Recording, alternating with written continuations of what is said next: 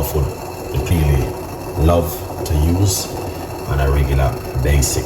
Alright, so there. So I'm gonna put a little bit of cloves into the water. That's the first thing we're gonna do. A few grains. Alright, so we put the cloves into the water.